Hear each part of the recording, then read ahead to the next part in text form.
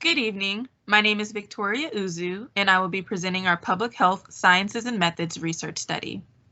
The purpose of our research study was to determine if there was an association between vitamin D deficiency and negative maternal health outcomes amongst pregnant women.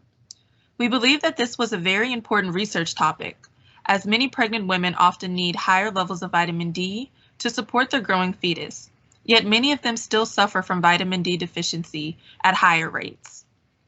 In an effort to investigate this potential association, we developed a cross-sectional study design. In addition to the study design, we also developed a survey using the platform Question Probe. Our survey was designed to elicit responses regarding specific negative maternal health outcomes experienced during pregnancy, such as whether or not research participants were diagnosed with gestational diabetes or preeclampsia, had preterm deliveries, or gave birth to low birth weight infants. Additionally, to participate in our survey, research participants had to have been females and diagnosed with vitamin D deficiency during a pregnancy.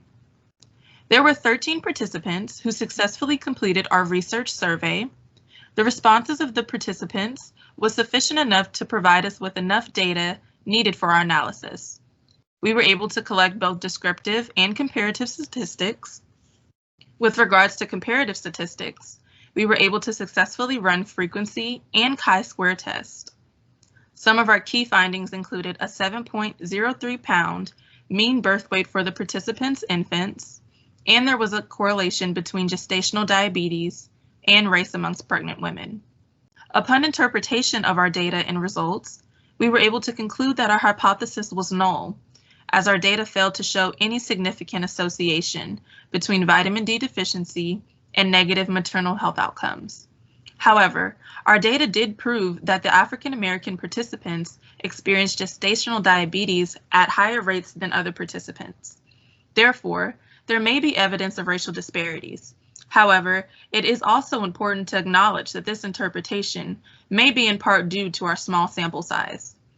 We acknowledge that there may have been some level of faultiness in our research study, as we found valid research and data from previous studies to support our initial hypothesis.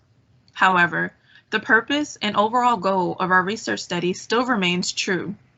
We would advise other research personnel wanting to conduct similar studies to take note of the many strengths and limitations of our research study.